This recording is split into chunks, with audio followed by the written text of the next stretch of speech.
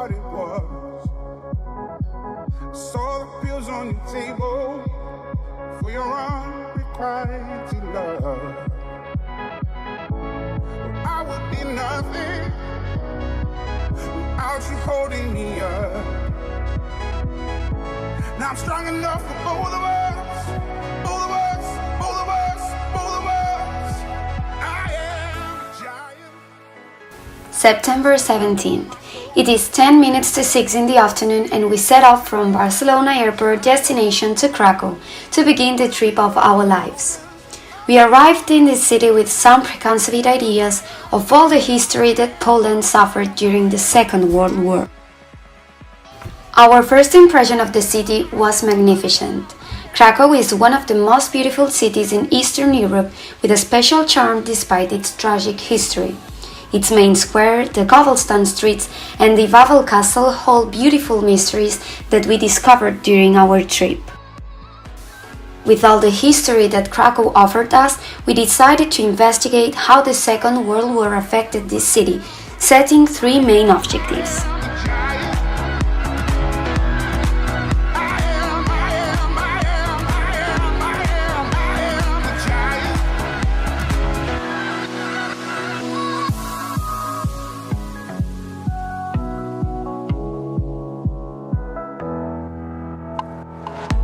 Don't hide your emotion. You can throw down your guard and feed from the notion. We can be who we are. You taught me something, yeah. Freedom is out.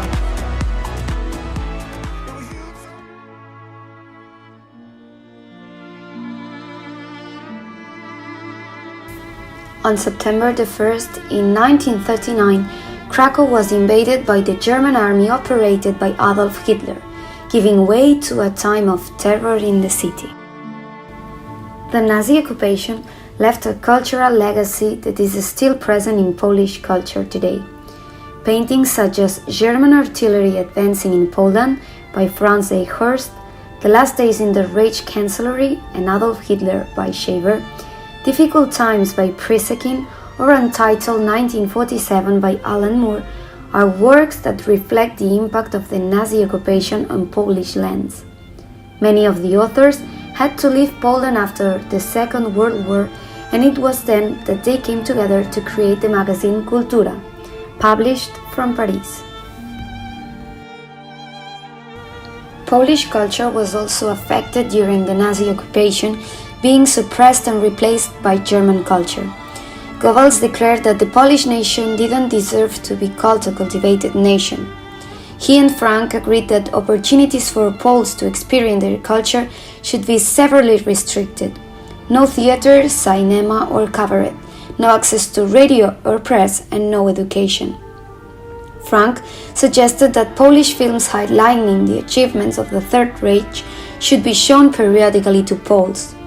During the following weeks, Polish schools were closed, as well as theaters and any other cultural institutions. The only Polish-language newspaper published in occupied Poland was also closed, and Polish intellectuals were arrested. The Germans hoped that a more flexible cultural policy would reduce this content and weaken the Polish resistance. Poles were allowed to return to museums that by then supported German propaganda and indoctrinations, such as the newly created Chopin Museum, which emphasized the composer's invented German roots. Before the Second World War, Poland had about 34 million inhabitants, which would be reduced to about 24 million due to war casualties, genocide victims, forced migration, and border changes. The Second World War played a very important role in Poland's demographic composition. Poland was the country with the most casualties after the Soviet Union. It also suffered forced deportation both during the war and during communism. There was no country with more deaths on average than Poland, which lost 20% of its population, including 3.5 million Jews. 2 million non-Jewish Poles were shot or died as a result of torture and starvation. another 600,000 fell fighting on different battlefields. With the Nazism in Krakow, everything changed, including many infrastructures that we can see nowadays. The horror of the concentration camps through Auschwitz and Birkenau, the Schindler's factory of the men who saved thousands of Jews from extermination, the Jewish quarters of Kazimierz and Podgórze, with significant elements such as the monument to the martyrdom of the 65,000 Jews exterminated during the Second World War. Also, the pharmacy of Tadeusz Pankiewicz, symbol of the medical aid received in the ghetto. The Selection Square, and emblematic for its military barracks where the future of the Jews was decided. Concentration camps were at the wall shot, and also the old wall of the Krakow ghetto. People were offered, I think, 2 slices of bread, some margarine or a little sugar if they came to Humsplatz. No one could have imagined that they were going straight to a gas chamber. Janina Davidovich, born in 1930, is one of the few people who lived in the ghetto and survived. Within the ghettos themselves, the Nazis confiscated almost all of their remaining belongings, denying them access even to basic daily necessities, including food. Due to the hunger that occurred during the Second World War, and especially in the ghetto, different soups were promoted, as it was a very cheap food to get and make. The most typical soup was the beetroot Varg's zerbone, with ravioli made from mushrooms or beans. Also the zurek, a soup of sour flour served with hard egg, mushrooms or potatoes. These typical soups are still eaten today. Many ghettos were surrounded by walls or fences to impose isolation on Jews and separation from their neighbors and the outside world. The ghettos were conceived as places of temporary concentration under close surveillance, in which the working capacity of the Jews would be exploited until a future policy change would lead to their expulsion. The harsh conditions and long hours of forced labor further weakened the Jews. The Nazis required Jews to wear badges or bracelets that identified them as Jews, and also required many to do forced labor for the German government. Tens of thousands died in the ghettos from disease, starvation, or cold. To escape a life without hope, some people committed suicide. The period of isolation in the ghettos ended with the decision to put an end to the Jews who remained alive by taking them to the concentration and extermination camps, which they had been operating since 1940. Concentration camps such as Auschwitz and Birkenau are today an example of the horror suffered by millions of Jews. The concentration camps in Krakow were projects that lasted many years but were never completed. What began as a complex of 22 brick buildings in 1940 became a complex of 3 concentration camps. Auschwitz began to be created in 1940 during the spring, and in June of the same year the first prisoners entered.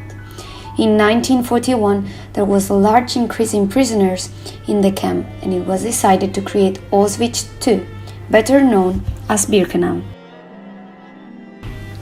Birkenau was built on a swampy terrain to accommodate 200,000 people. In the early years, the camp was built by the prisoners themselves, and the death rate was especially high during the winter. The buildings in Birkenau were wooden barracks without cold insulation. Initially, they were designed to accommodate 550 people, but overcrowding led to a high mortality rate. During the construction of this camp, the idea was changed, and it was decided that it would be an extermination camp. The first gas experiments were carried out in 1941, and it was decided to create 4 buildings within the gas extermination camp that started operating in 1943. Within the concentration camps, there were different types of work. There were works within the camp regarding medical resources or making handcrafted works. Also external orders like construction of buildings, roads or railways, and also works in private, state or SS companies. Regarding the alimentation conditions, the daily food ration for the prisoners consisted of a cup of a bitter drink that resembled coffee at breakfast, a bowl of soup made with rotten vegetables to eat, and a piece of bread for dinner. But sometimes it could be less, and especially for those at the end of the line. A prisoner did hard work with 1,700 calories instead of the 2,100 kilocalories needed. The living conditions in the barracks, with no ventilation or isolation or toilet, only one bucket, and in addition with overcrowding, caused the prisoners to have diseases such as dysentery, malaria, typhus and tuberculosis. בגיל 17 אני קינאתי בכלב של האסס, כלב זאב. בזמן העבודה אסס עשה לעצמו מדורה קטנה, והוא התחמם שם, ושם עמד גם הכלב. וכל פעם ראיתי שהוא מלטף אותו ומכניס לו משהו בפה, וחשבתי, למה לא נולדתי כלב? אני קצת מפנקת את עצמי. מאז, כל דבר שלי מתחשק, ואני חושבת שזה יוצא לי טוב, אני לא חוסכת מעצמי. וכל מה שיפה ומה שמתחשק לי, אני רוכשת לי, גם אם אני נכנסת באוברדרפט. אתה יודע שיחסית בגדי חורף יש לי פי כמה כמו בגדי קיץ. כי רק המחשבה שיהיה לי קר, זה מספיק לי בשביל לקנות עוד משהו. אני שמה לא פעם חשבתי, כבר היה עדיף ללכת לגז. לפחות פעם אחת אני אתחמם לפני שאני אשרף לגמרי. אז אני אוהבת שיהיה לי תמיד חם. מעדיפה את הקיץ.